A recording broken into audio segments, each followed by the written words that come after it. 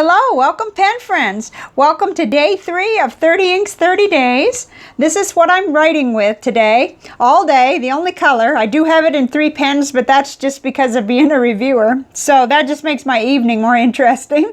But here it is. It's a rather complex green, and we have looked at some similar ones in the past, so we've got a little bit of a starting base today. And it's Sailor, let's see if I can say this one. Tokiwa-Matsu. Now, I'm not sure because the second word, I really couldn't understand what the Google lady was saying, but I tried. I have already put it through the bath test. This is a 20-minute complete submersion, as if you dropped it in water or you know, a really bad accident. So, and what happened was, you noticed it was a green ink, but all that left behind was blue. And we're going to see that right now next in the chromatography. But, so you can still read it, but it's not really, you know, it's got a lot of water resistance, but it's not bulletproof or anything. So let's get right into the Bond Travel Gear Notebook. This is my launching pad for this series anyway. And it's 68 GSM Tomoe River paper in here. And here we are. Okay, I start out always in the broad nib and the Serendipity. That's a JoWo nib. And I look up where it's available. We're going to start to see quite a bit of repetition as we finish these Sailor inks. I'm kind of finding them at the same 3 places that I like to order. But this time, this particular one, I just found at Anderson Pens and Jet Pens. There's probably more places. Yesterday's was Pen Chalet, but Pen Chalet did not have this color right at the moment, and that could change too. They could get that in stock. But I just make those notes primarily for myself as a starting point if I ever needed to get my hands on the ink. I always like to advise you to get a sample because it's important, I think. And then it took 20 seconds to dry on this 68 GSM Tomoe River paper in the broad nib. And then I moved into the Goutlet nib. It's a 1.5 stub and a Genhao 159. Took a lot longer to dry because that stub is a really wet nib, and it took 40 seconds or so to dry. Somewhere between 30 and 40, I guess. Yeah, it could have even been 35, but I don't think so based on what I see. I started to see more shading when I got into that nib, and we'll see it more on the Rhodia paper. So. And then in the fine nib, it took a lot less time to dry, and it didn't really look bad. It still maintained a nice green color. It was dark enough, but there was quite a bit of difference, of course, between the broad and the stub and the Lamy Fine nib. 20 seconds to dry. Here's the chromatography I was talking about, which does really explain what happened in the bath test, because it's so interesting how that worked. It just went from kind of a blue, and it goes through a few other little colors, like almost like a more of a steel color or grayish. You know, it's very hard to tell. And then that little bit of green left. But this is what stays behind, is the blue. Very interesting. And my first impressions were it's a very pretty ink.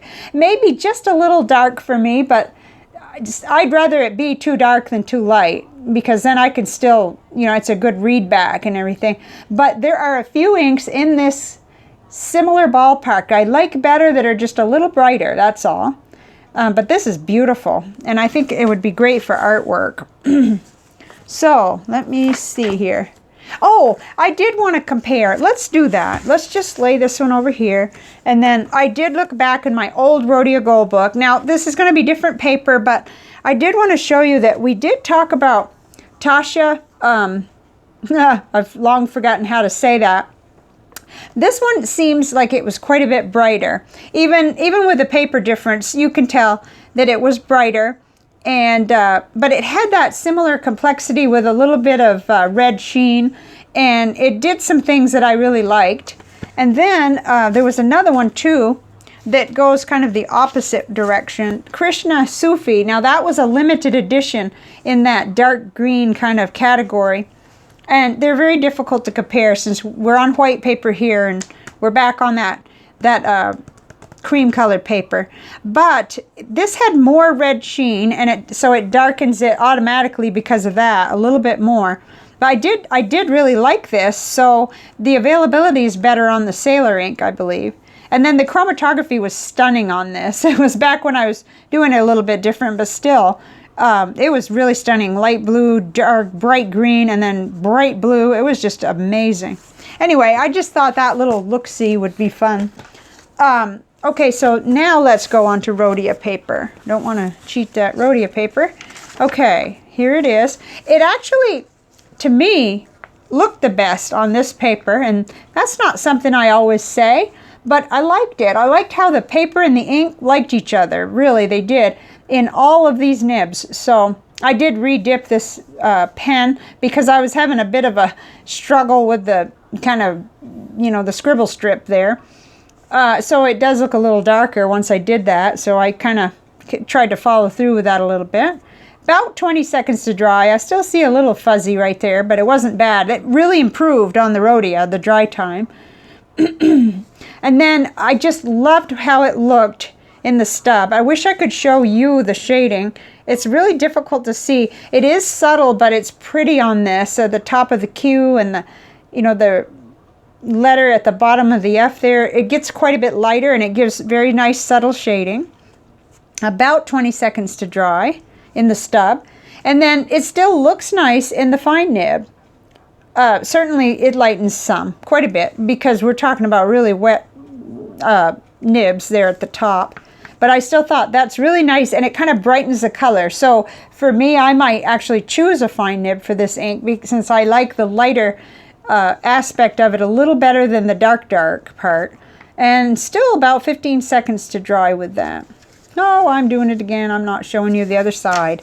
Well, we certainly aren't having any problem. We're not having any bleed through on the Rhodia, and we aren't on this 68 GSM Tomoe River paper either, but I'm determined to keep, you know, correcting myself till I get it right. So, okay, yeah, I just bypassed this paper. We do have shadowing because that's what happens. Ghosting, I guess you'd call it. But there's no bleed through. There's just my nasty mistake yesterday there. Okay, so one more paper sample to look at. And this is sort of an abbreviated format since I'm doing a video every day. This is CVS Caliber paper.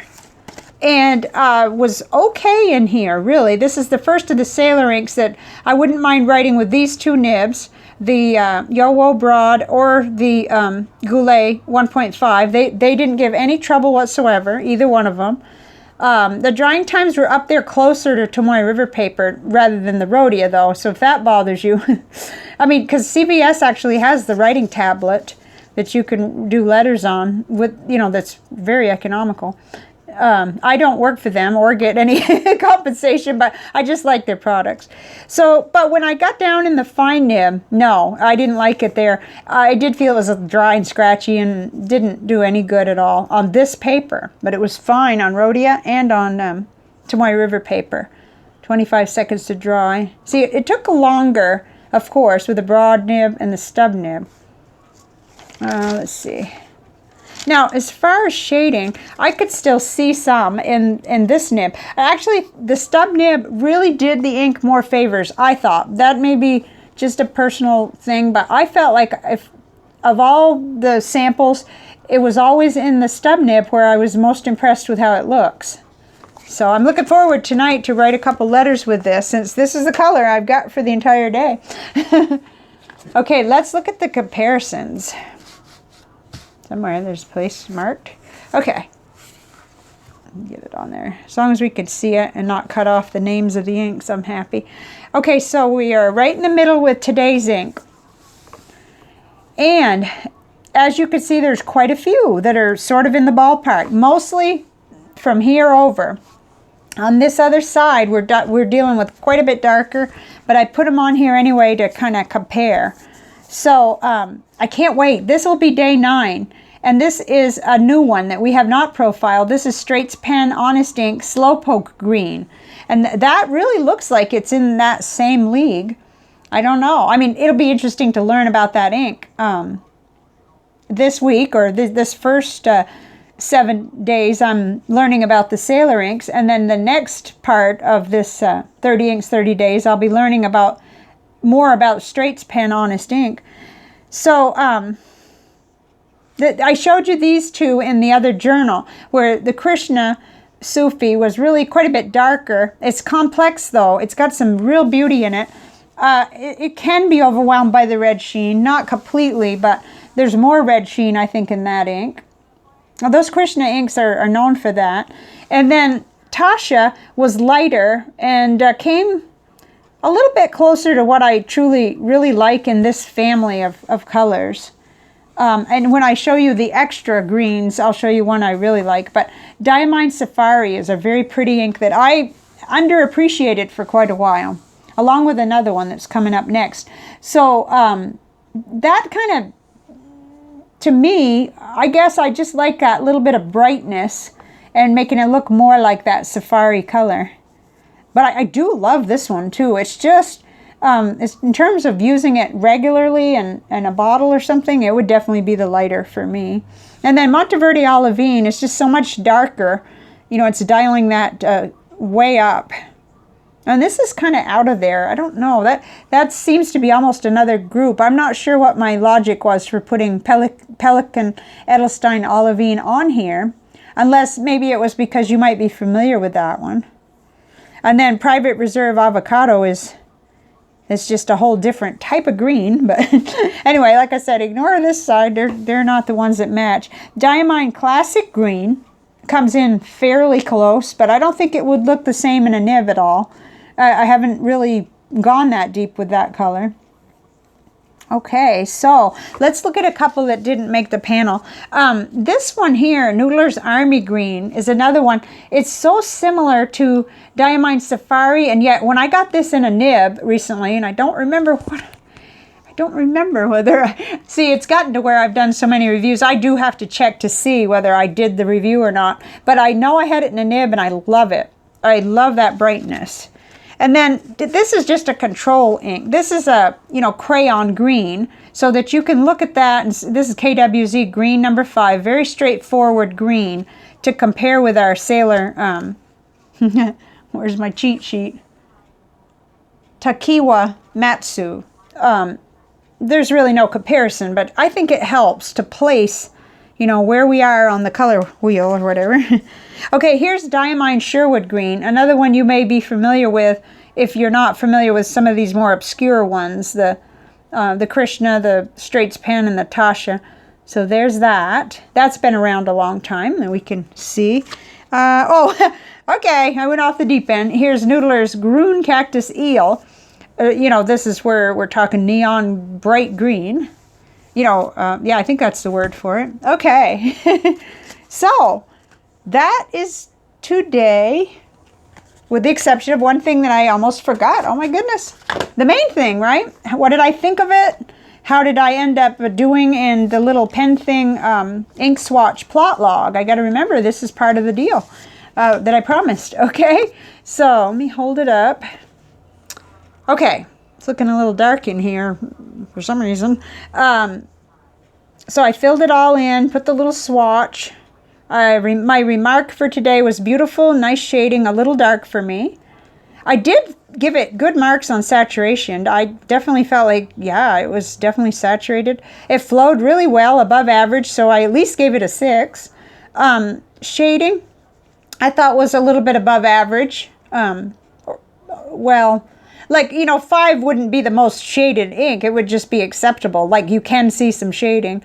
I always think of 5 as being kind of okay or average, so it was a little above average. I didn't do the bleeding and feathering because I wasn't using that type of paper, so it's not fair. Dry time I thought was a little bit below average. It seemed to take a long time, but that's very subjective, very, very much so. It had a little bit of red sheen, not much, so I gave it a low number because it wasn't like a whole bunch. No halo and no shimmer. My overall rating of the ink was just right up around 7. Just really nice. So I'm going to get used to the idea of thinking about these different ways to rate the ink. But I do like this, and I've been linking for you in case you are interested in this. This was provided free to me, to the channel for us, and by Brian at the Pen Thing, and he is selling them. But my opinions are all my own, and I haven't actually formed a full opinion because this is day 3 of filling it in, and I've never used anything like it, so it's new to me. But it's kind of interesting. It's making me think harder, making me really balance what I'm looking at. So that much is very good so far. Okay, so I bet you'd like to know what's for tomorrow. Tomorrow is another really pretty Sailor ink. And it looks to be complex as well. It's like a greenish brown, kind of. And it's going to be interesting, no doubt. And I'll see what how she pronounces that one. And there we're working our way through. And then the next one is easy to pronounce. It would be Sailor Grenade. But this is next up for day 4. So, just one more thing to do, and that's to ask you what you thought of today's color. It's our first green for 30 Inks 30 Days. Yeah, we had 2 blues and now we've got a green. So I'd love to hear what you think of it and whether or not you already have a favorite green. I don't have bottled ink in this color family at all.